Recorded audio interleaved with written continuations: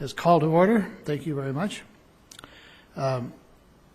Regular meeting of the City Council of the City of Victorville, and the City Council sitting as the Library Board of Trustees, Southern California Logistics Rail Authority, Southern California Logistics Airport Authority, successor agency to the Victorville Redevelopment Agency, excuse me, Victorville Joint Powers Financing Authority, Victorville Water District, and Victorville Housing Trust.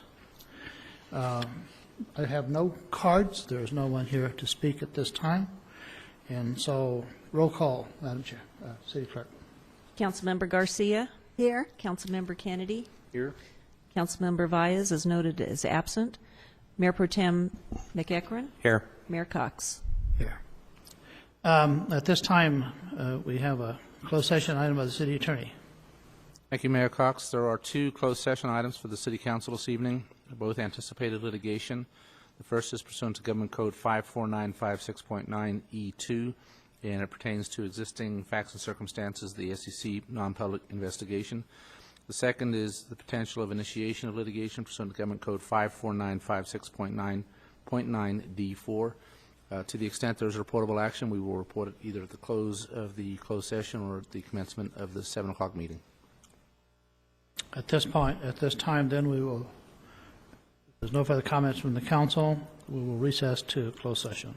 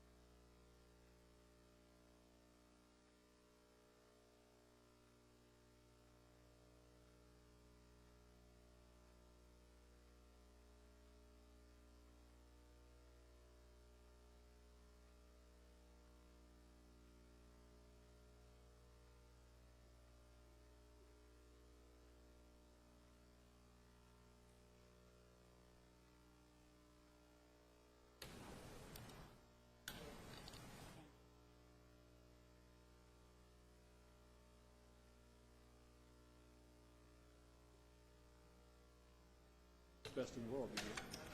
Sure. No reason to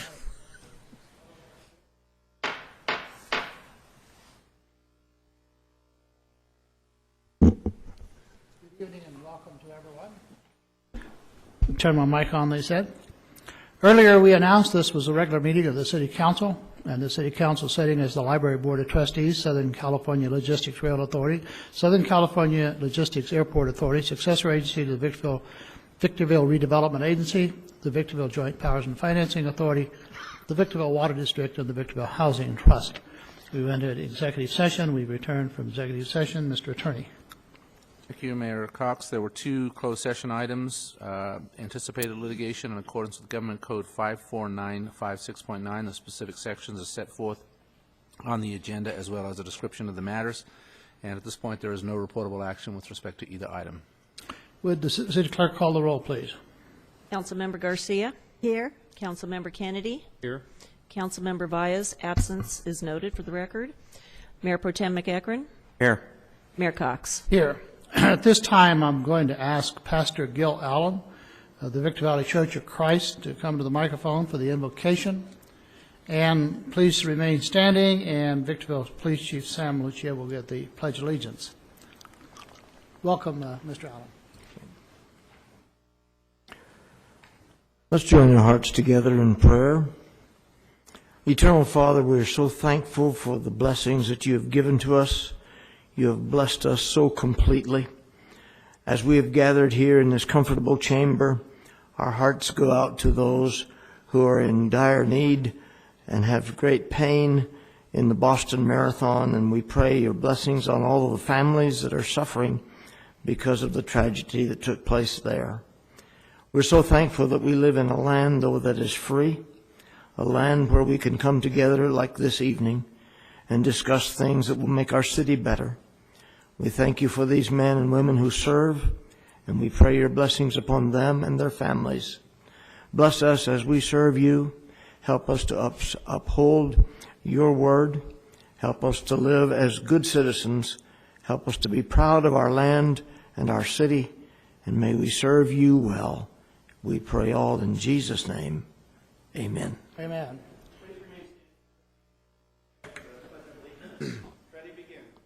I pledge allegiance to the flag of the United States of America and to the republic for which it stands, one nation under God, indivisible, with liberty and justice for all.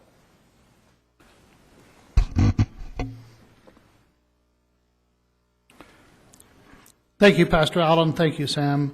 We don't have any presentations, no proclamations, no. Okay. Do we have additional items to the agenda, Madam City Clerk? Yes, we do, Mayor Cox. On agenda items number 7 and 13, they're companion items. There is a request from the Director of Public Works to remove those items at this time. There is a revision on agenda item number 12, which is a memorandum from Councilmember Valles to the City Council regarding the grand jury report and recommendations. And those are the only revisions that I have.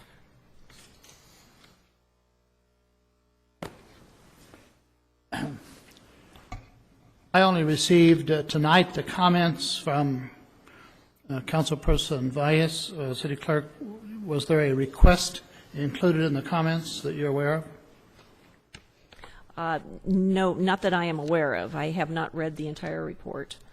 All right. We will discuss that when we get to item number 12 then.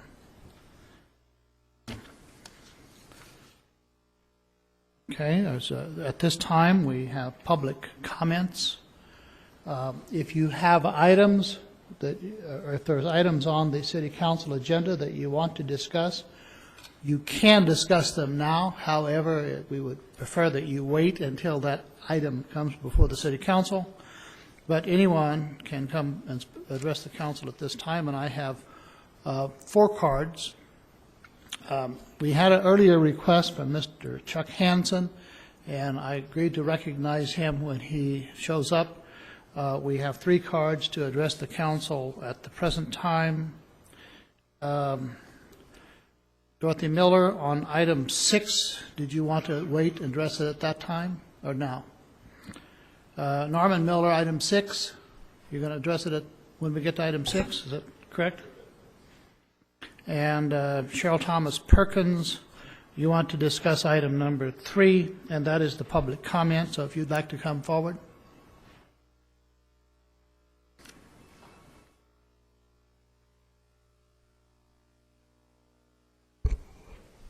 Oh, sir. Good evening, Mayor Cox, City Council, and City staff. I'm Cheryl Thomas Perkins, and the first item I wanted to discuss was the library, or just ask you what's going on with the library. I know you get asked from time to time what's going on. I've had some informal discussions in the past couple of months with some who are friends of the library, as well as others within the city who applaud the fact that our library, I think, has the largest usership than a lot of others in the area, which is a great thing, but I also know that the library is still kind of old and in need of a whole lot of work. I know we've done a lot of improvements over the past years too, which is great. But I use it often. I usually try to get in and out quickly because it's kind of small and, you know, it kind of takes my breath away sometimes just going in there. So if there's some place you can refer me to find out what's going on, or if you guys could let us know, or certainly let me know, if there are any plans for any further improvements of the library.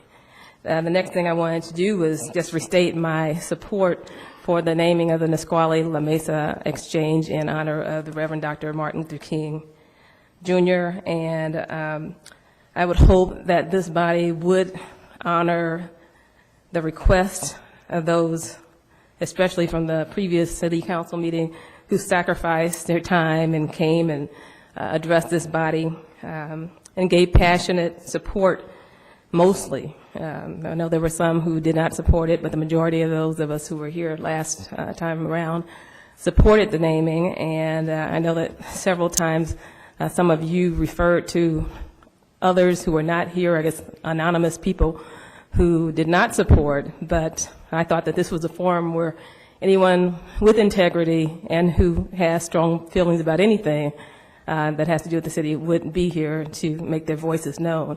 So I would hope that those of us who do speak out, do show up, are giving as much attention and consideration of our concerns as those who allegedly are not here but don't support it. I also would like to make note that several people were offended. I managed to get my parents to engage in the process. They came to the meeting and they hadn't been here to City Council for several years. The last time they were here, as far as I know, was when I was actually appointed by the then City Council to serve on the Legislative Review Committee. And never before had they, nor myself, come to a City Council meeting and heard from one of our electeds such negative, mean-spirited response to our comments. And that's mostly from Mayor Pro Tem. I thought that your mean-spirited, disrespectful comments were just in error. So I think you owe us a public apology, and I hope that everyone would be able to be respected and respectable when we have differences. Thank you. Thank you. That's all the cards that I have. I will state once again that we invite anyone to appear and speak to the City Council. I also would remind everyone that anyone can bring up any item. We will look into it in regard to the library services. If you will call the front desk, city clerk, or the city manager, they will direct you to the right individuals. But if it's not on the agenda, we can't engage in a dialogue because all the people who didn't know the subject was coming up gets blocked out. And not to be argumentative, and please don't take my comments wrong, but we hear from a lot of people, and we hear from many, many, many people that want to talk to their elected representatives and make it clear that they are not going to come to the council meeting and be ridiculed or be treated disrespectful because somebody disagrees with their opinion, but we still hear them. Equally, we hear the people who show up. You all have an equal voice. But it's not the number of people who show up to speak to the council that's always in the majority. I hope everyone understands that. The card just presented, Mr. Ruben Varela.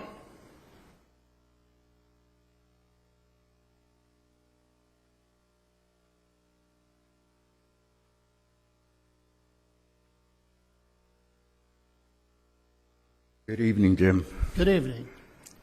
Gloria, and all you other ones I don't know. Okay, my comment is we're having some big, major problems on the other side of the tracks. And number one issue, every time I call and make a complaint to the sheriff department, they never get back with me. The only time they got back with me was yesterday, and this been going on for 7 months. Now, you know, I left message with a receptionist at the sheriff department. I've gone up there numerous times, and they said he'll get a hold of me. I would like to speak to the captain. They never, ever got back with me. I had to come up here the other day, and I spoke to your secretary, and that was the only time I got response. And furthermore, we had a murder in my yard. Now, I called up the sheriff department the first time, and, there was gunshots, everything. Sheriff department came, but they didn't do anything. They didn't even go inside the house to check. There was 6 children. These are new people that just moved into my neighborhood, and it's bringing our neighborhood down. Now, around our neighborhood of this house, we have 4 children in one corner. We have 3 on the other, and we have 4 more across the street. And then you have us, my sons, and 4 other elders. And when gunshots rang out, what I was afraid of, them getting shot. And that's not right. So sheriff department didn't do anything at that moment. And I told them, they're on Section 8, I think. And I said, they're bringing in undesirable people into our neighborhood. We've seen teenagers drinking, smoking pot, and among other things. And this is wrong, So nothing happened the first time, only gunshots. The second time, in front of my house, there was 11 shots. They shot this kid point blank. 10 seconds. Yes, sir. Go ahead. I'm sorry. Okay. Point blank. Right through the window. Boom, boom, boom, boom, boom. That poor kid hit the curb, hit the fire hydrant. Matter of fact, I need a fire hydrant. And then spun around, tore my gates, the fence, my travel trailer, they hit and damaged my parts cleaner. All kinds of damages were done. I went to the sheriff's station again to see if I could get a report if he had insurance. When I called 911, this child, he was 17 years old, he was laying there with his brains all over the place. Okay, I don't want to cut you off, but time is up, but I think it's really important that our police chief who's sitting back there, Yeah, I spoke to him. I'm positive he will contact you or someone will contact you. He did. He sent the sergeant, and he came and listened to me. Okay. And, but we have a lot of problems. This other problem is the homeless. There's too many wrongdoings over there. We have all these good groups that want to help them, but they don't want to help themselves. Okay, that's another subject we'll discuss sometime. You can call me. I am going to have to cut you off because I know this is an emotional issue. It's a serious issue. I'll let you go longer because it is important to you. It's important to us. But Chief Lucia will be contacting you. I'm sure if not after the meeting, he certainly will have more follow-up because we also will get a follow-up. They have to do their work, and they do a great job. But thank you for bringing it to our attention. Okay, thank you. But I would like for the captain or chief, whoever, to come and contact me. I left my number numerous times, and, we have to sit down and talk. Okay. All right. We've got your message. Ruben. Okay, Thank you. Thank you. At this point in time, I have no cards, and so we will continue here. We have the individual did not come in yet. There are no items at the time for the Library Board of Trustees, no items for the Southern California Logistics Rail Authority. For Southern California Logistics Airport Authority, we have agenda item number 4, consent calendar.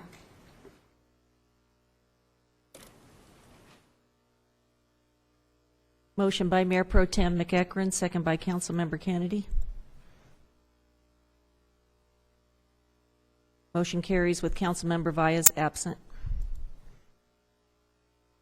Successor agency to the Redevelopment Agency, no items at this time. Joint Powers Financing Authority, no items at this time. Victorville Water District, agenda item number 5.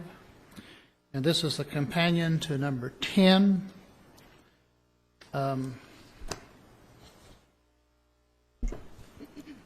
Just one second. And so we will have this is a public hearing, and we will tie those items together. Is that okay, Madam Clerk? That's correct. Okay, at this point in time then, we will have the public hearing with the Victorville Water District. This is for City County Joint Resolution Number VWD 13-001, Resolution Number VWD 12-002, and I believe I have 2 cards on this item, or did I get them wrong? Hang on, I got cards here. Nope. 6, next item. I have no cards. Anyone want to speak on that item? Did you want to speak on that item? 6, yeah. This is item number 5 and 10. Okay.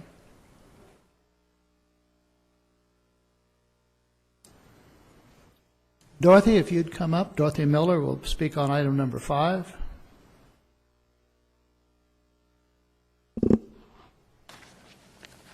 Hello, Mayor and council members.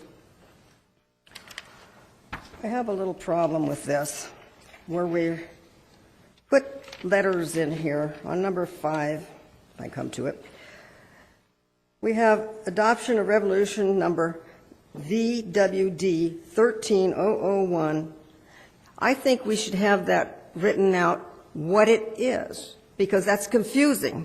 You give these numbers, and people don't really know what it's about. And the same thing, now we've got number 6 is a public hearing. Can I go ahead with the other ones that I want? Well, on number 6, we're not there yet, so if you Okay, stay with okay. 5 and 10, that would be helpful. Thank Okay, you. well, I wanted to talk on that. I'd like to talk on the storm drains on 5.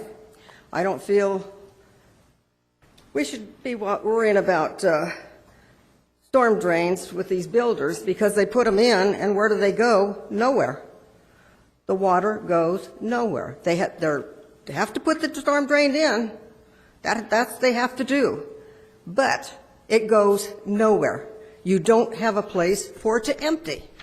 So I don't think that's really right either. I think we need to get the storm drains going, get it going somewhere, wherever it's supposed to be going, not just out there collecting mosquitoes and everything else that goes along with it. Now, we all pay for storm drain fees. Where is this money all going to?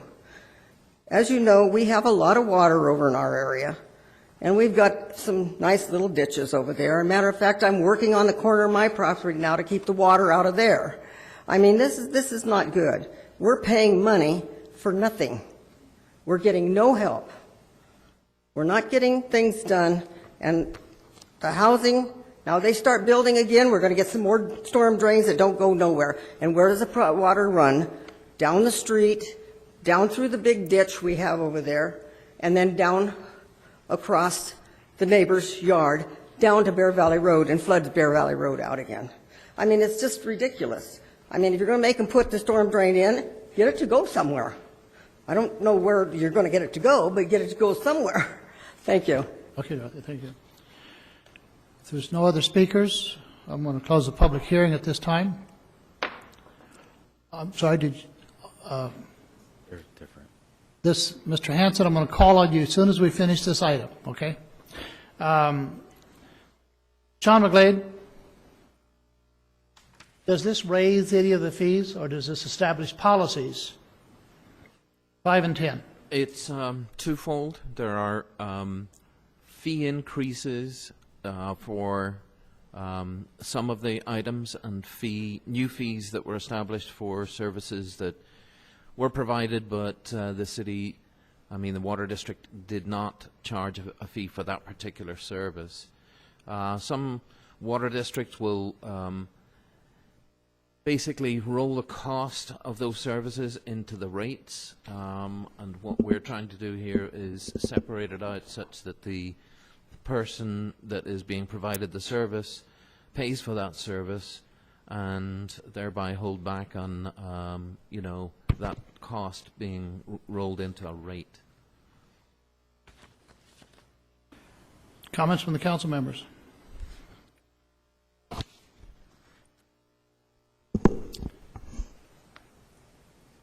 if, Sean, you indicated that this is some sort of fee increase, but it has no fiscal impact on the budget. I don't understand.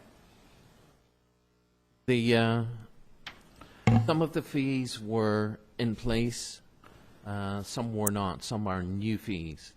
We just haven't projected the additional revenue that would be received from those fees. We're very close to the end of the fiscal year.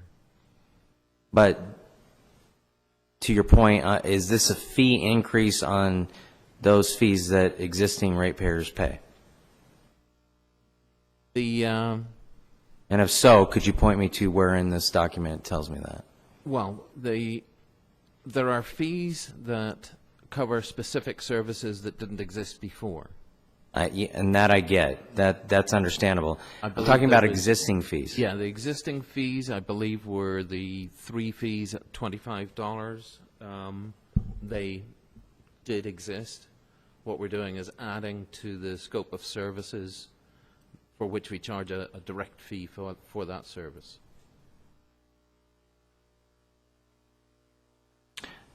So, in other words, the existing fees haven't increased. All you're doing is charging for things that we didn't charge for before. Or we charged at cost. Oh, okay. In some of the items we charged at cost, I think they're listed there. We're turning that into a fixed fee. That makes it more efficient to administer. So basically what you're saying is we still charge for them. We're just now establishing a fee that is Some yes. relates and- to what we were charging. Some yes and some no. Some are brand new services that the state has mandated that we require backflow devices to be in place on new construction, and then those backflow devices have to be certified on an annual basis, and that is record keeping that we have to do, for which we receive no additional revenue. We're proposing that we have a fee direct to that service provided, and that didn't exist before. That is a brand new fee. Okay. Thank you. Before we have further comments from the council, I had received a call about which ones were the new fees and so on, and I looked for an analysis that would have shown current proposed. I couldn't find it, so I sat down and went through this, and I got to a point where I couldn't determine which ones were the fees and which ones were not. I don't know about the other council members, but I would really like to see a one-page analysis of the new fees and the percentage of the increase before I'm willing to vote on this. Comments from the council? I think that that's appropriate. As much as I think Sean's answered my questions here tonight, it still is somewhat confusing. What is an increase? What isn't an increase? What is new? What isn't new? And, you know, for those of us that may be opposed to any fee increase, it's very difficult, based upon what we've been provided, to understand exactly what we're looking at here as new fees versus what you're just establishing based upon what you actually charged previously, as well as what fees existed that are now increasing. And so I think that would be a good thing for the council to have. If nothing else, it just establishes exactly what you're trying to do. Whether there's a fee increase or not a fee increase, I think is important from my perspective. But for the rest of the council, I think it's just good for us to be able to see, you know, what you've been charging. I mean, quite frankly, if you've been charging $125 for a particular service and you're proposing to charge $125, then to me, that's not a fee increase. It's exactly what you've been doing. All it is establishing a fee for that service. But that's part of the thing that I don't see in this document, nor do I think Mayor Cox does. We can't really determine that. Mr. Mayor, Mayor Pro Tem, I think we understand your focus on the fees. To defend staff a little bit, this item really is, for us, more about the procedures and policies and things that are put in place. The fees is a little bit more of an afterthought. We'd be happy to update the agenda item, continue the public hearing to the May 7th. We've got another water item up next, item number 6, that will be continued to that meeting as well. If that pleases the council, we can make those changes. Doug, I'm wondering if, or Mr. Mayor, I'm wondering if it makes sense to separate the fee issue from the policy issues, because I don't think any of us have concerns about the policy goal you're trying to accomplish here, but there's some concern about confusion on fees. Does it make sense to? We actually have already done that to a certain degree. We 2 weeks ago, or maybe it was 4 weeks ago now, we brought forward 3 different items. One was connection fee costs, one was administrative policies, and a few little fees. And then the third one is rates. Rates is the next item that has been continued to May 7th that we will need some sort of decision on before the end of the fiscal year. Certainly I think we can call it out better if that's the important issue for the council, what exactly is happening with those individual fees. I suspect once you see that, you'll realize that that's nearly not a tremendous change. It's more about just getting everything in sync still. Well, and I agree. I just think that part's important. And I agree with Councilmember Kennedy. If we can separate the two, it would allow us to do what staff needs to do with respect to the policy, but with respect to the rates, have a different discussion. What I'll do is, I mean, the information is there. The existing resolution establishing these existing fees is there. But what I'll do is I'll pull it all together. There was a list of the new fees and a comparison with other agencies, and I'll add the existing fees to that column, and it should be very straightforward. That's what I was thinking, Sean. That'd be perfect. I appreciate staff doing this. I did read that exhibit. It didn't say that these were going to be adopted. It was an exhibit, and there's a nexus study, but it didn't clearly point out which one is a new fee, which one is an increase in fee, and which one is the same. I never could determine that from reading this document. So if staff would provide that, we've concluded the public hearing and closed it. I don't see any reason to continue the public hearing. Is there any reason legally? It would be, the better course of action would be to continue it, because in case you get slightly different information at the next meeting, the public would want an opportunity to comment on that. So do I, since no one has left the meeting, it's appropriate then to open the hearing and then continue items number 5 and 10 until the next regular scheduled meeting of the City Council. Correct. Then the chair will vote for a motion.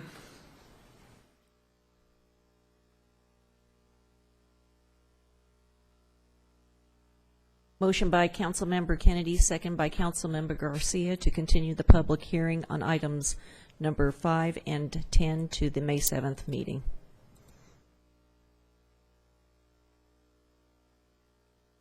Motion carries with Councilmember Valles absent.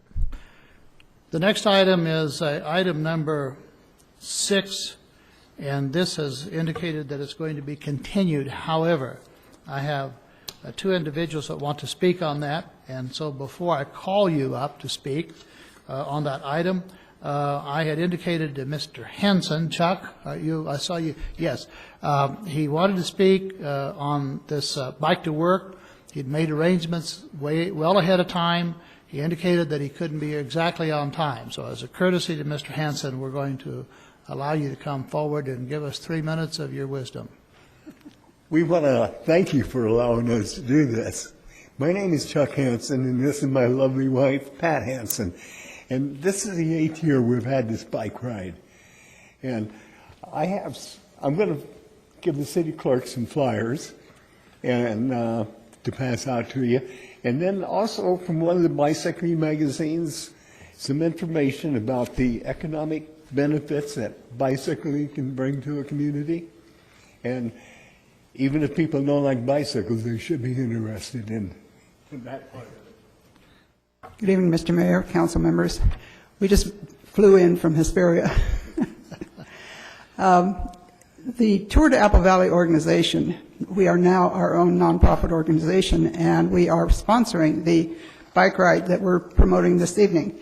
It's a ride on Bear Valley Road that starts out at the Lowe's parking lot in Victorville, west of the 15 freeway, going down Bear Valley Road to Jess French Marketplace in Apple Valley to the U.S. Bank building, where the bank manager is going to have goodies, water and or fresh fruits and so forth for the riders. The ride takes place on Monday evening, May 6th, at 6 p.m. As Chuck said, this is our 8th year. We have in the past had mayors of the different communities and council members of the different communities ride with us, and we anticipate a good support from all of you. And I'd like to leave somewhere in your community flyers to advertise. Sure, you can leave those with the clerk. Okay, and thank you again for Once your time. again, Monday evening, May 6th. What time? 6 p.m. 6 p.m. Basically, the only requirement is that each rider wear a helmet. We've notified the Sheriff's Department in Hesperia, in Victorville, in Apple Valley. They are all aware, and they all look forward to the riders. Thank you very much. Thank you. I had a question, actually, Mr. Mayor. Do you provide a bus to get back to your car? Or do we have to ride back at our own risk?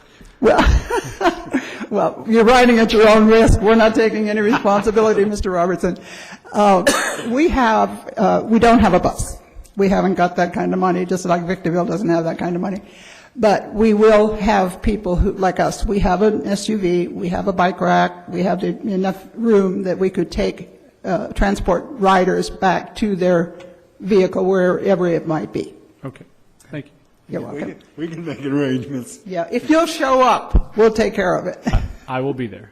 Thank you, Thank you, Mr. sir. and Mrs. Hanson. Thank you. Okay, we're hoping to see all the mayors and mayor pro tems. In fact, all the council members. Thank you. Back to agenda item number 6. Even though this is going to be continued, Dorothy Miller, Norman Miller, do you want to speak on that, or do you want to wait until the next regular meeting when this is continued to?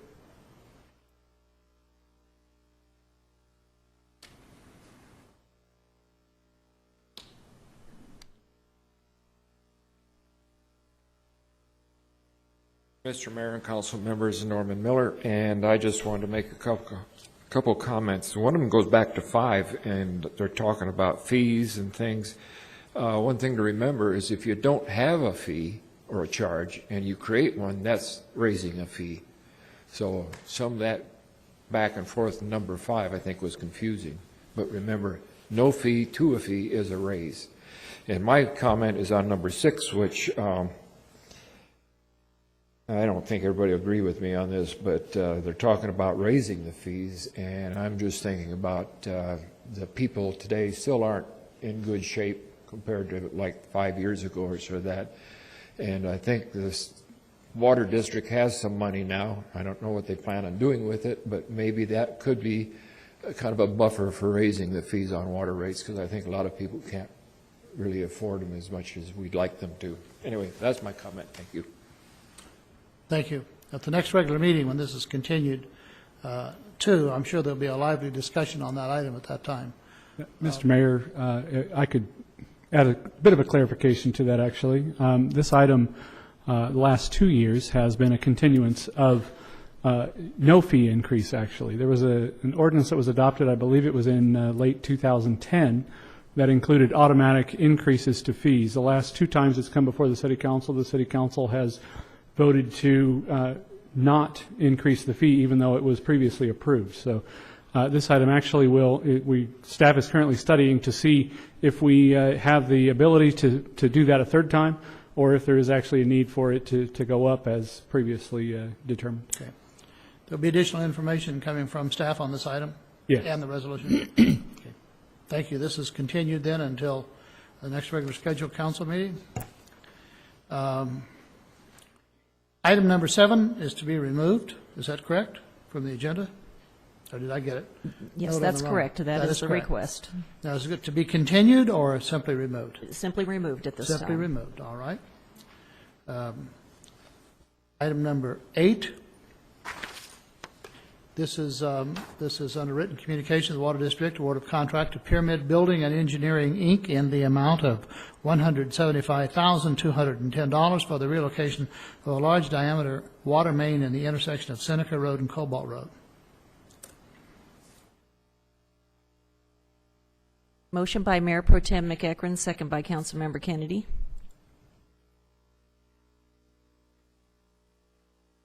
Motion carries with Councilmember Vyas absent. Item number 9.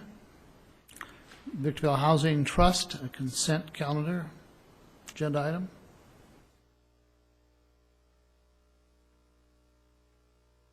Motion by Councilmember Kennedy, second by Mayor Pro Tem McEachron.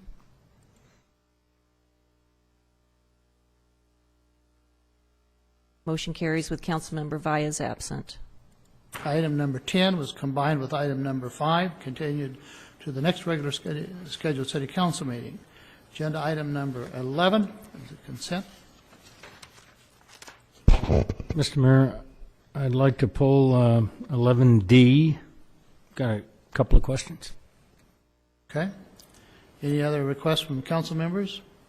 Then the chair will pull 11D for a separate discussion, and we need a motion for 11A, B, C, E, and F. Motion by Councilmember Kennedy, second by Councilmember Garcia.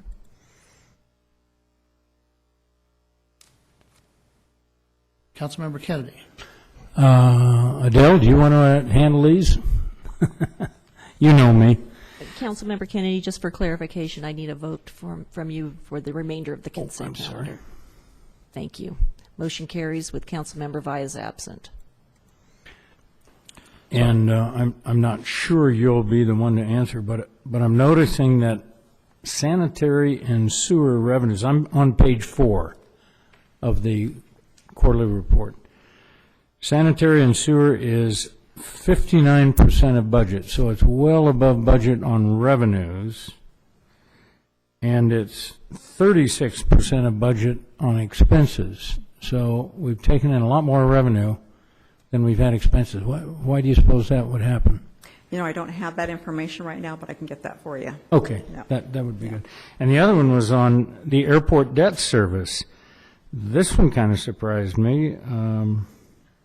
We're right at 50% on revenues, and we're at 44% on the debt service expense. And that's because, you know, the expense part, the interest part is there, but the principal payments, you know, there's about $3 million worth of principal payments that wasn't included there that okay. reduces long-term It debt. comes later. Okay. Yeah, I'd just be interested in that sanitary sewer, if anyone else would like to know. That's all I had. Thanks. Well, and if I could just back that up, it's good to see this again. I know the transfer and moving to a new system has caused a delay in this, but it is helpful to the city council to have this, so thank you. If it's sufficient to receive the explanation, then it would take a separate action to approve it since it was approved from the consent calendar. Motion by Councilmember Kennedy, second by Mayor Pro Tem McEachron.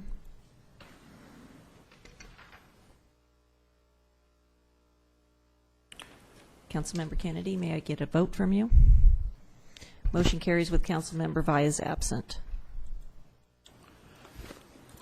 Agenda item number 12 is information only, but agenda item number 12, the City Council has received a separate communication from Councilmember Vyas. I just received that tonight when I came in. I haven't had a chance to read that, but I will do so. I know that all the council members will. In fact, if the council members have already read it, you're way ahead of me. There was a request for additional information from our city manager, and Mr. Roberts, did you have a chance to read this request? Mr. Mayor, I'd like to make comment on this, if I may. All right. Council member Kennedy? Councilmember Vyas has provided this memo with a written request for more information. She's asked that the city manager provide her with additional responses to the grand jury report. First of all, and she knows this, the city manager takes instruction from the entire council, not from a single member, so her request really requires our agreement for the city manager to go forward on this. But I also want to say that I completely disagree with this request. We have responded to the grand jury report, and I think that's enough. The city has wasted a substantial amount of time and treasure dealing with the grand jury. After 4 years and well over $1 million of taxpayer money, both at the county and the city level, The grand jury report was in my opinion, was a seriously defective product. I think we got a shabby return on that $1 million investment. And I'm just opposed to spending any more of the manager's time or city staff time going back over these issues that we have already responded to. So that's my feeling on this. Comment from other council members. Well, and I agree with Councilmember Kennedy, but at the same time, I don't have any issue with her asking these questions. My thing is that if I have these questions, I'm going to go to our city manager and ask him in person. I don't need to do it here on the dais. If I feel that it needs to come out in that form, then I guess I would ask it here at this level. But I've never had an occasion where I asked our city manager, whether it's Doug Robertson or Jim Cox prior to him, for information that they didn't provide it to me. So I think that the appropriate thing would be to just ask our city manager for the information. And Mr. Mayor, members of the council, I have not had a chance to review the memo, although I am aware of it. And my custom and practice is that if anytime I receive requests for information from any council member, if it's information I have readily available, I provide it. If it's something more like a report, I will advise you that the appropriate way to ask for that would be to bring it up at a council meeting, get the consensus of the council, at least 3 members, to request the report, and we're happy to do that work. But generally speaking, we don't. In fact, more than generally, we simply won't act off of one individual council member's request for a report that's going to take any significant amount of staff work, because it's inappropriate to do so. And Mr. Robertson, I would agree with you on that, but I know on several occasions where I've come to you or our former city manager and said, hey, I have this question. Mm-hmm. And if you didn't have the answer right then, you'd get it for me. Absolutely. So and what would be different? Yeah, and you would do that for any council member. Yes. That's my point. And yes, he has. I had several questions on the same issue, and I met with Mr. Robertson on Monday, Mm-hmm. and he went over the entire, all the questions that I had, and he answered them very clearly, and I think I have a much better understanding of the report. Thank you. I think there's a total of 21. I just reviewed it quickly on my screen here. I think there's a total of 21 items that are mentioned in the grand jury report, and all but 5 of them, or I should say only about 5 of them, still require some action from the city at this point. Most of it is completed at this time, and we are diligently working to get it all completed by the end of the fiscal year in most cases. Well, I know that you will provide the courtesy that you provide to all the council members, and if there's questions raised by any member of the council, they'll direct that to you. You will respond accordingly, as you always have done, and if there's any questions left over, City Council can discuss it for whatever the appropriate council action would be at that time. This is information only. This is a memorandum from one of our members to the whole council. I would be comfortable in referring this to Mr. Robertson. I know that you will be meeting with Councilmember Valles, and that'll probably handle it. So thank you for that. Is there any other questions from the council member on item number 12? Agenda item number 13 was removed, or to remove that. Is that correct? That's correct. Agenda item number 14. Written communication, City of Victorville Council meeting, Adele Mosier, this County of San Bernardino, on the City of Victorville property tax administration fee, release and settlement agreement. Mr. Robertson, do you want to comment on this? Just briefly, this item is an interesting one. The County of San Bernardino, as well as nearly every other county in the state, in 2006-07 timeframe, raised the administrative fee that they charge for the processing of property tax.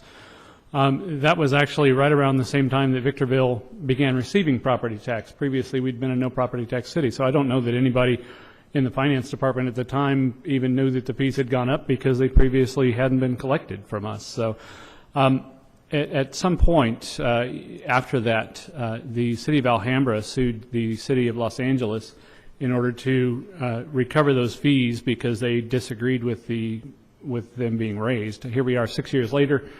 We finally have a judgment that, in fact, the counties that raised the fees did so inappropriately.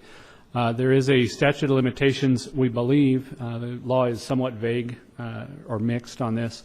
We believe there's a statute of limitations of 3 years. In this case, the county has offered to go back that entire 3 years for that statute of limitations, and rather than continuing to fight over interest or potentially a longer term, staff is recommending that we accept the settlement offer for the 3 years of payments that were collected inappropriately. So your recommendation is for the council to adopt the agreement? Yes. Approve the agreement? Yes, Mr. Mayor. Any questions from the council members? Chair is open for motion. Motion by Councilmember Kennedy, second by Mayor Pro Tem McEachern.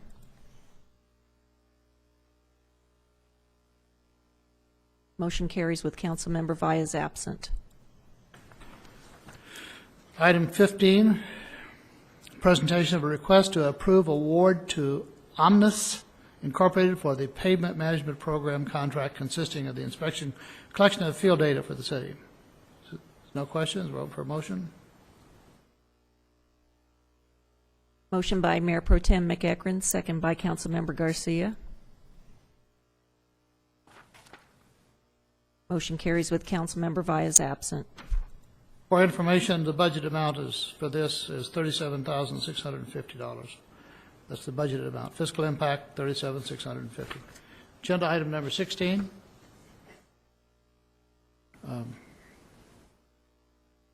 Request to adopt resolution 13-009 in support of petition to the California Energy Commission. Any comments to Mr. Robertson? Yeah, I do have a question. I know that this was already previously submitted. Have you received any response? We have received not an official response, but the response that we've received has been favorable from the staff of the California Energy Commission. At this time, it appears that this item is going to be before the Commission in early June, I think June 7th or 10th, and staff will need to travel to Sacramento to answer any questions that they may have.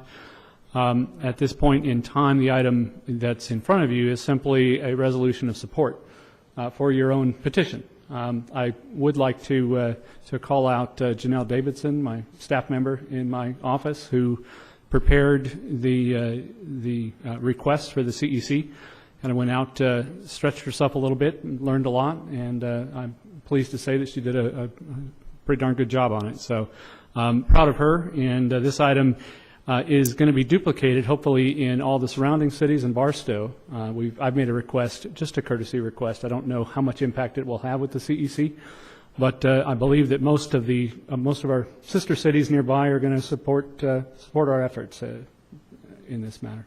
Doug, the original estimate from our previous consultant, who was going to submit this request for us, their estimated fee to do this was how much? I want to say it was $250,000. And we did this in-house with our staff? That's correct. At whatever that time cost us? It was a lot less than that, yes. Substantially less. Less than $250,000? Significantly less, yes, sir. Well, my hat's off to you and staff and Janelle for getting this done, and I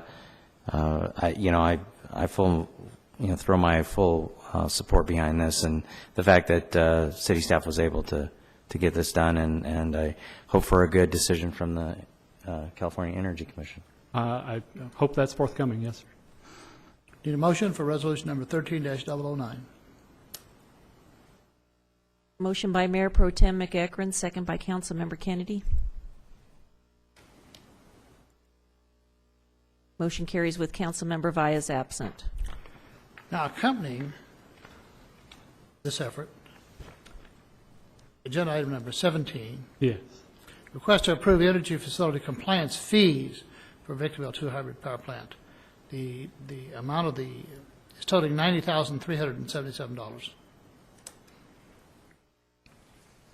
This 90,000 was not included in that 250,000. This is a separate fee. Can you explain why it covers 3 years? And I can, actually, yes. So this is a separate fee, as you mentioned, and this covers 2009-10 timeframe through this year. And during that time, as you're all well aware, that we were not having our best years as a city from a revenue standpoint, and we could not afford to pay those annual fees. At this point in time, in order for our petition to receive consideration, we need to be caught up on those fees. So this would catch us up on the fees. There will be fees due in early July. Should the CEC extend our permit at some point very early in next fiscal year, we will owe another, I think it's $26,000 or so. But this will get us caught up and actually allow the CEC to hear our petition. You know, it's interesting to note on the agenda item, the budgeted amount was $100,000, and I appreciate staff being prepared for this, and actually it coming in under budget versus what we might have paid otherwise. But the fact that, you know, I don't have to ask the question of where you're going to get the money, you budgeted for it, so greatly appreciated.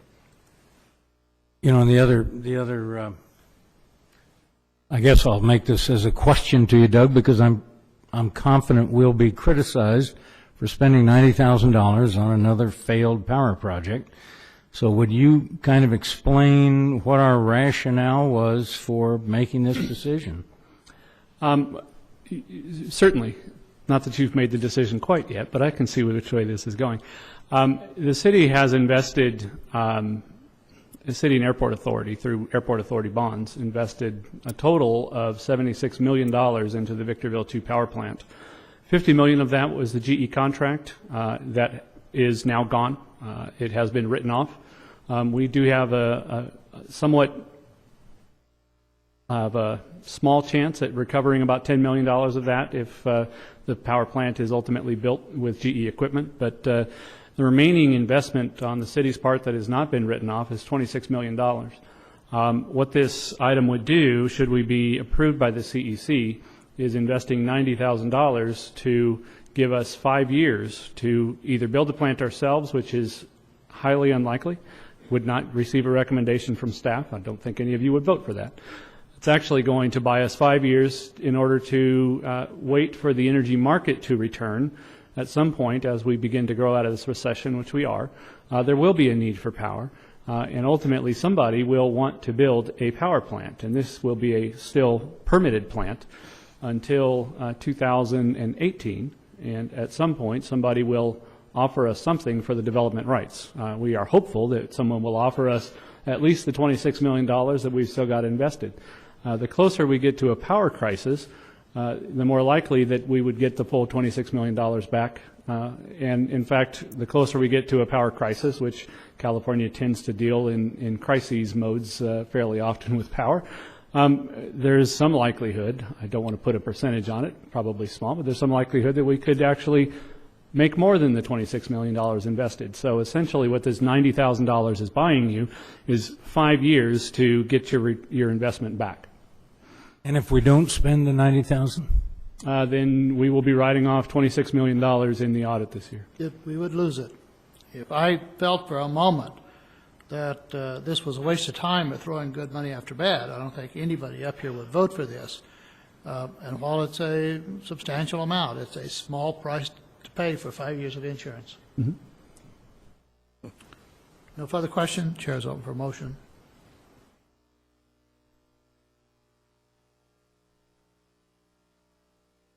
Motion by Councilmember Kennedy, second by Mayor Pro Tem McEachron.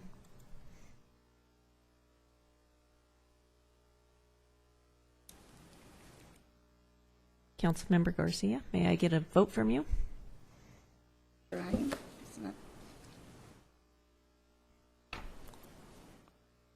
Her screen's not. Her screen says yes, but it doesn't. It's not registering for some reason. Okay, if it's a yes vote, I can enter it over. Yes. Okay, thank you.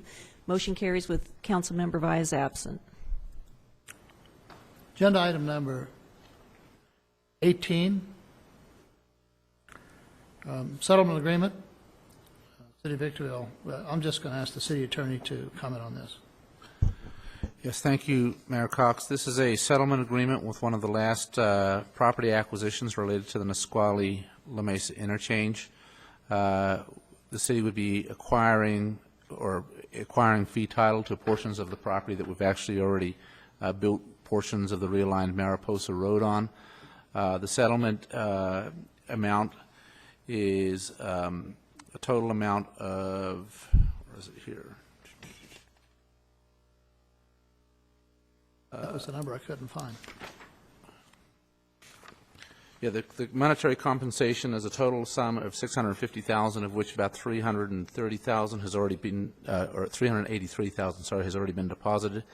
In addition, however, through the ingenuity of your Public Works Director, we managed to save some costs by providing for the transfer of properties that we own, portions of what are going to be the abandoned Mariposa Road, to add that into the mix and transfer that to the property owner.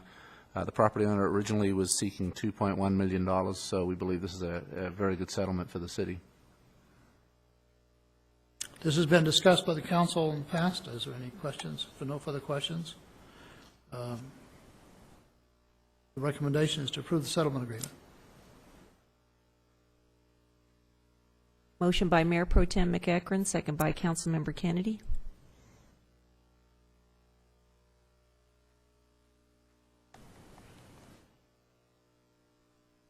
The number item number 19, the establishment of... Excuse me, I'm Councilmember sorry. Garcia is... Her screen's not is showing not the okay. ability to vote. What is your vote? Yes.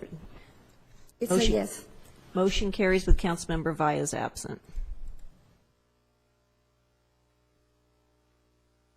Agenda item number 19 is a discussion for the establishment of the citywide lighting assessment district, rescission of the street lighting assessment district number 2, and additional appropriation of $50,000 to engage the services of an assessment district consultant.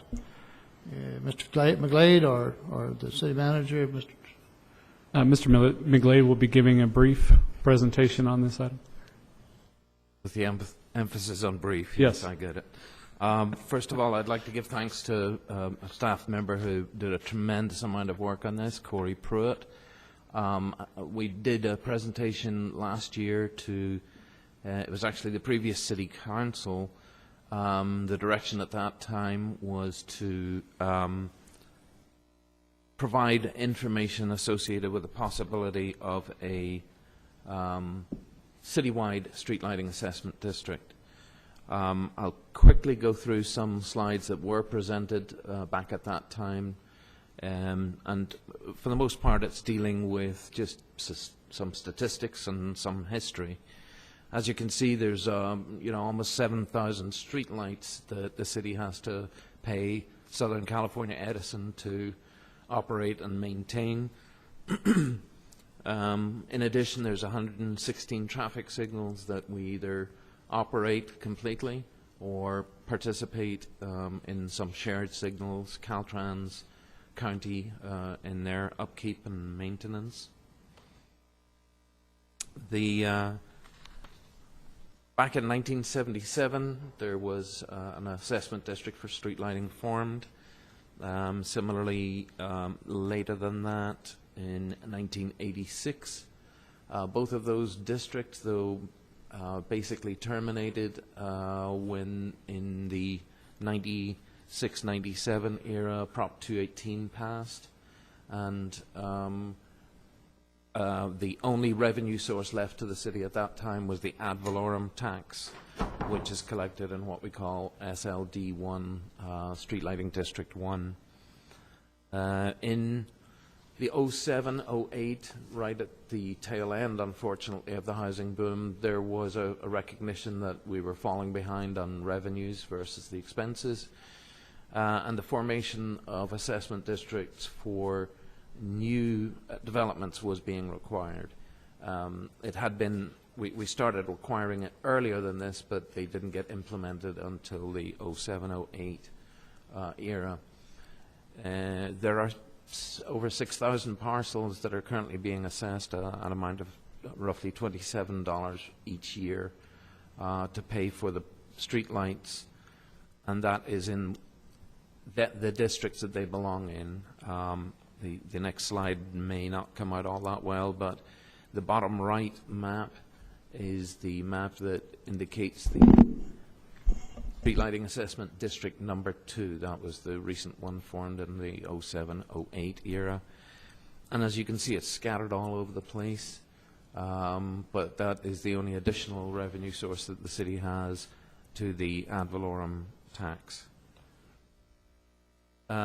This is just a combination of the ad valorem tax revenue and the street lighting assessment district number 2 revenue. And as you can see, the expenses have just been soaring. The revenues, while they've been chasing after it, never caught up. And then obviously the big blow was when property assessed values fell severely. That had a direct impact on the ad valorem revenue. Basically, the shortages are caused by that loss of revenue from the ad valorem. The inequities in the assessment district are just basically that it was new housing development that was paying for the street lights that they were adding to the citywide system. Commercial, multi-residential, industrial parcels are not currently paying any assessment for the cost of operating and maintaining street lighting. The Prop 218, the loss of those other 2 districts because of that, that was a major blow. There had been reserves built up, and that's what's been sustaining the deficit in the years since those districts were dissolved. Just to give you an idea of the costs of electricity soaring, the yellow represents the electrical costs, the red represents the total costs to the district, and this is just for the street lighting district number 1, the ad valorem. The gap between the yellow and the red is just simply the administrative costs of the assessment district, and as you can see in recent years that has been narrowed down to a very minimal amount to enable the revenues or the deficit to be minimized. Looking at the budget, in the top right we've shown 2 fiscal years. That's the sum of both the ad valorem tax revenue and the street lighting assessment district number 2 revenue. So we're talking about 1.1 million in this current fiscal year, of which we're only receiving 600,000 in revenues. There's a deficit of 500,000 that is going to grow if everything remains the same going into next year. The other 2 below that are just the individual, the SLAD 2, as we call it, brings in somewhere between $170,000 and $180,000 in revenues. The big problem is the ad valorem tax is only $450,000 annual revenue. That's what has dropped significantly with the falling property values. The options that were presented before were to turn off, the easiest way to put it is turn off every other street light, but in practice that's probably going to amount to something in the order of 60% of the street lights. The impact of that is that there would be 3,000 street lights less operational. There would be an upfront cost to Edison to implement that plan of $133,000, resulting in the option 1 in the first budget year would still have a deficit of $100,000. That does recover in the second year in that option, simply because the upfront cost of $133,000 is a one-time implementation fee from Edison. However, when times get better and the city has money again, if they want to turn those lights back on again, there's another $148,000 fee associated with that turn back on charge, if you will. The second option presented then was to get into a program where the street lights are only on for a 6-hour period. Looking at those numbers again, the initial cost for implementation of that is $327,000. And as you can see, looking out into the first and second years, that's not being recovered under that option. It would just simply function as 6 hours of operation, and it could start at dusk and go on for the next 6 hours, and then they would switch off.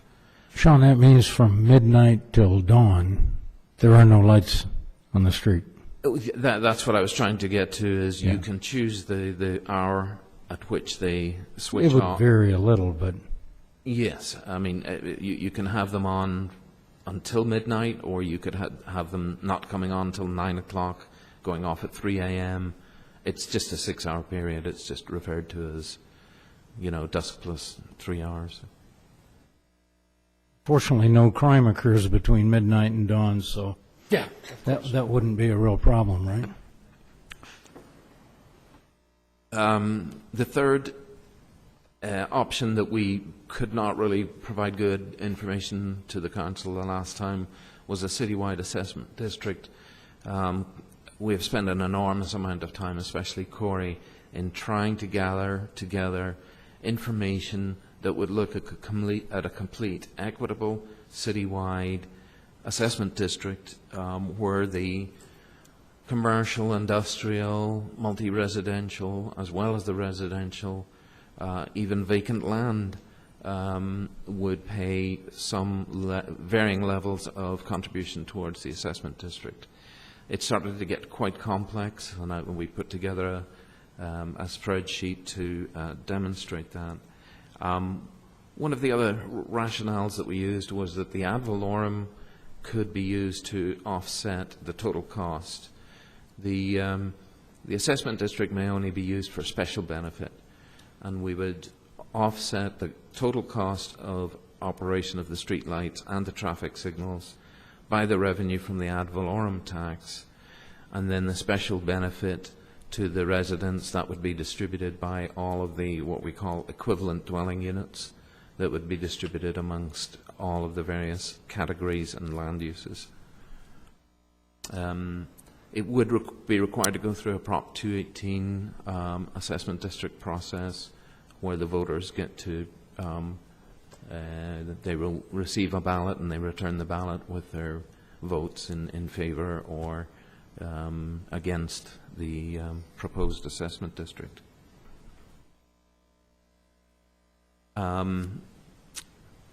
I probably jumped ahead a little bit. The two findings necessary for the formation of the assessment district would be that special benefit finding and the proportionality. And that's where it started to get very complex, but we have I would say about a 90% completion of that data for you. The methodology was basically to take a look at all of the different land use categories, and basically an equivalent dwelling unit would be what a single family resident home would pay. As we get into the different land uses, there would be an assignment of different EDUs to that land use, and then depending on whether it's either just entitled or it's vacant and zoned for that, or it's a fully operational commercial, industrial, then there is a factor that's also been built into that to try and get some equity into that. We got inspiration from the city of Yorba Linda. They in fact have not just a citywide street lighting assessment district, but they have it for landscaping and open space as well. And that is something that, you know, it could be something that the city might be interested in looking into in the future. Right now, all we're doing is taking a look at the street lighting alone, but there are some prominent cities that have gone this direction. And that's the extensive spreadsheet. There's a whole lot more to it than that, but that is the summary of how we would evaluate an equitable citywide distribution of the cost of maintenance of the entire city street lighting and traffic signal maintenance. I have a card, Nancy Jackson. One moment, we're going to have a couple of questions. Is there any direct questions of Mr. McGlade? Are you finished now? I've just a couple more slides. If Okay, that's the I'm sorry. way. Go ahead. Okay. The bottom line here is that the ad valorem would be used to offset and contribute towards the general benefit, and then the special benefit would be distributed amongst the total number of EDUs. So the last slide had a total number of equivalent dwelling units throughout the city of 91,673. The total cost to operate the street lights and traffic signals, less the ad valorem tax, comes to roughly 1.2 million, which would leave an estimated fee. This is preliminary at this stage, but this is our best effort to be able to give you an idea of what that cost per single-family dwelling unit might be. At $13.05, the ones that are paying the assessment, it's less than half of what they're paying. This is an annual fee. This is roughly $1 a month for a single-family home. And this is just a summary of the three options that we presented, and we're available for questions. Sean, this is a good presentation. I'd like to get a copy of that, if I could. I'd like to read it. Secondly, and you showed maps of different areas for the street lighting district.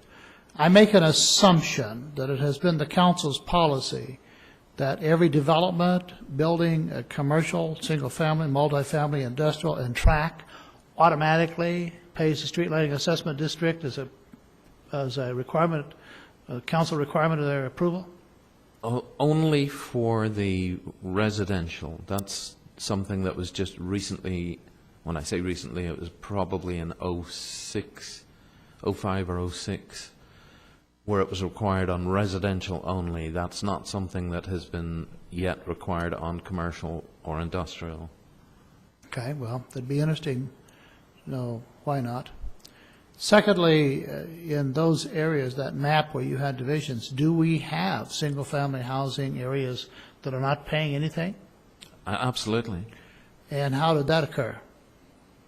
They predated the whichever assessment. They may have been in the older assessment districts that terminated, that dissolved, when Prop 218 kicked in.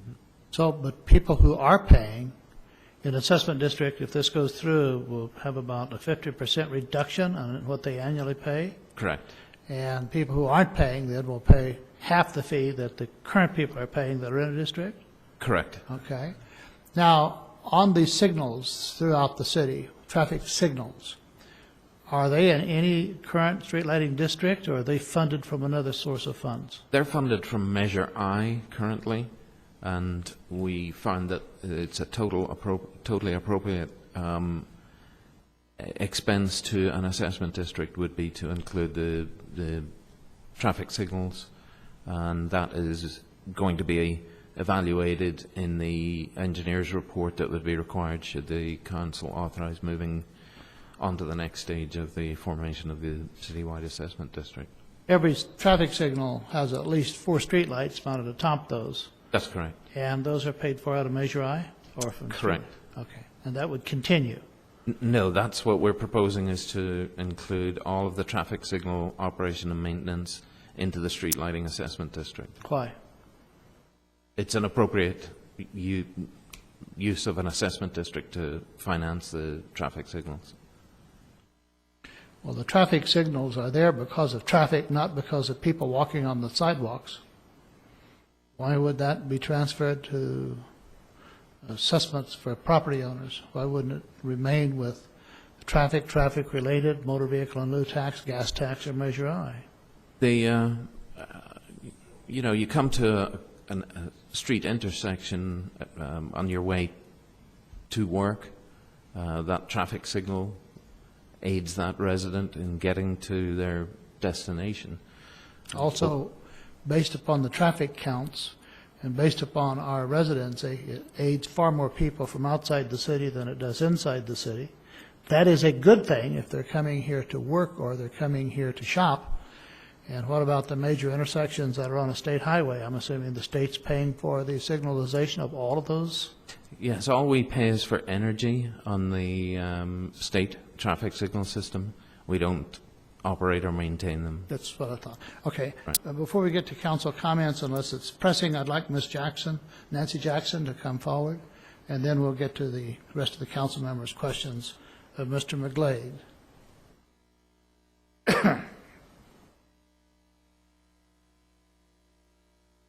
Welcome, Nancy. Thank you, Mayor Caldwell and council. Thank you for letting me afford the opportunity to speak on this very important issue. And from behalf of Southern California Edison, we recognize that cities have a particular issue with streetlight and streetlight cost. I don't know if Mr. McGlade and his team have had the chance to sit down and talk to an Edison major account representative or someone from our street lighting department, but I'd like to have that opportunity so that we can sit down with you and show you what is really available with regard to street lights and some of the challenges that we've had to face with other cities and things that we've offered. We do recognize that we have had a rate increase of at least a composite rate increase of 7%, but there was some special considerations given, particularly for street lights and street light issues. So if you haven't had the chance to talk to us, please let us at least sit down and talk to you so that we can really check out some of the figures and make sure they're that you're getting everything that you should. I'd be glad to do that. Yeah. Thank you. Thank you. Thank you very much. Okay, council members? Well, I think that would be appropriate before this council makes a decision, but I would like to point out and ask for our police chief to comment on, I mean, how difficult is it going to be to prevent crime between the hours of 12 a.m. and 6 a.m. With half the streetlights on in the city?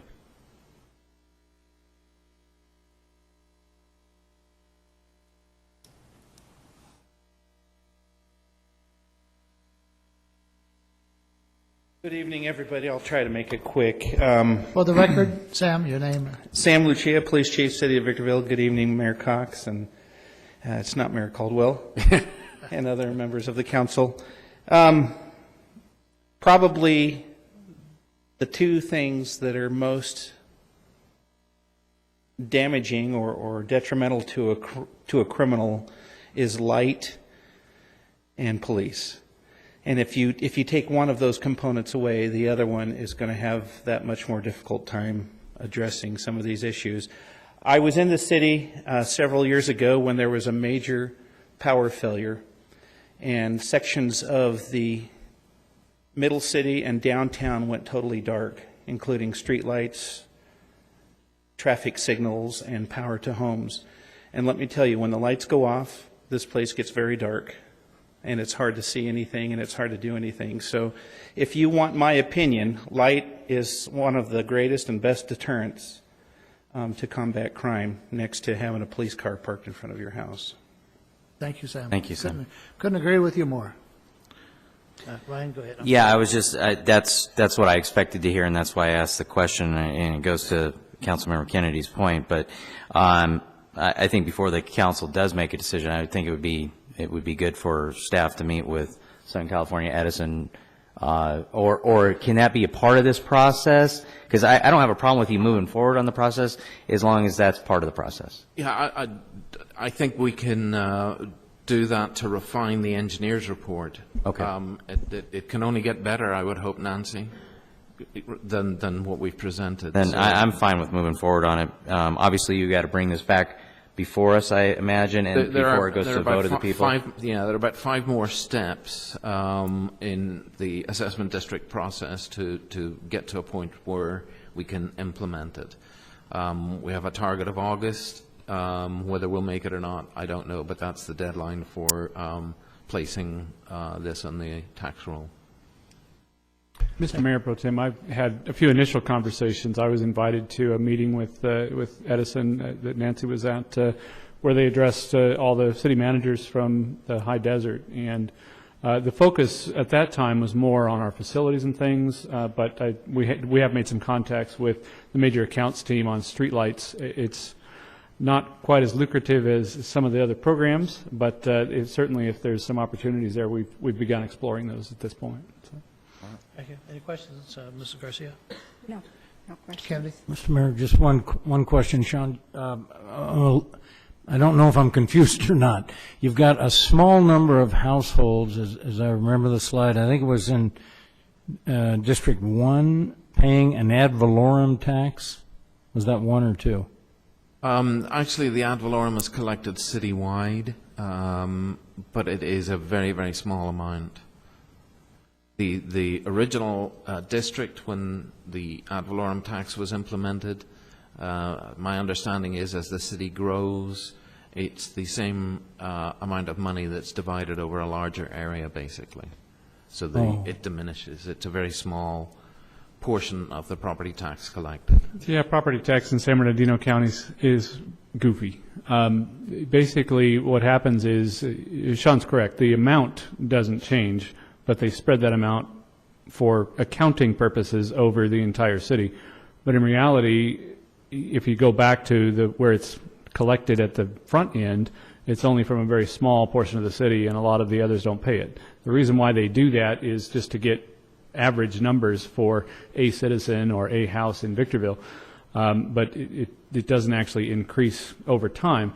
Everyone pays 1% towards that property tax, so how that 1% pie is cut up is sort of irrelevant to us. Well, my question is, do we have some people paying the ad valorem tax and others not paying it?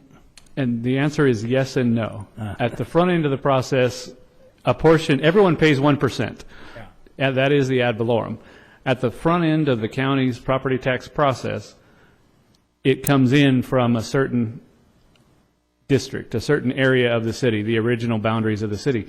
By the end of their machinations of property tax administration, for which they were charging us too much money for, that was an earlier item, it comes out and it's spit out of the process as everyone paying a little tiny bit, but it's a much smaller amount because that amount is spread out over the entire city. But we don't have an inequity in the property tax people are paying that we have to adjust for. Not in the ad valorem, but there is an inequity in the street lighting assessment district where some are paying $27, others are paying none. Under the current accounting, assuming it remains the same, which it will be similar, then everyone would pay an equal amount of about $13. This may be complicated when you go through all these details, but that simple principle is not complicated. It's really not. It's really not. You're either going to get your amount cut in half, or you'll have to start paying $13 a year on your property taxes. A little over $1 a month is a small price to pay to have the streets lit in the city for safety purposes, for no other reason. But I'm not going to make up my mind yet. If there are no other questions, the item before the City Council is twofold. One, authorize staff to prepare a resolution of intent, which certainly we need to. I guess it's threefold. And then there will be several steps that we enter into. I'm not going to go into those, but there will be several different times that the council will be addressing this. And if we determine that it needs to be changed or it's bad, it can be halted. But at the present time, I think the staff should, I think the council ought to authorize staff to proceed as in the recommendation.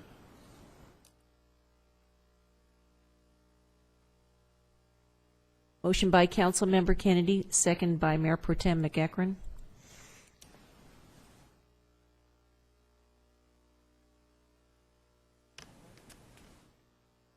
How do you vote, Councilmember Garcia? Yes. Thank you. Motion carries with Councilmember Valles absent. Item number 20, discussion of possible actions regarding items for the upcoming council agenda. Any council member, do you have items? I'm going to speak on behalf of Ms. Valles, who submitted the memorandum we talked to earlier, and rather than place that on the agenda for the full council, I'm going to refer that to Mr. Robinson.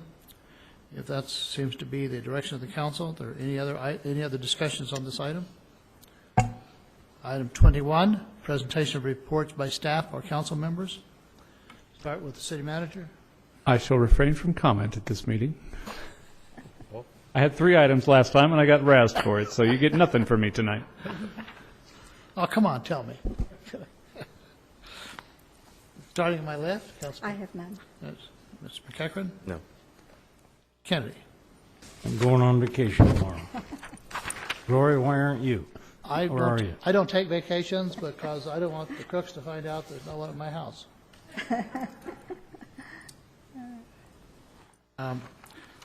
Council members, I ran out of agenda items. There's no further comments. This meeting is adjourned. Good.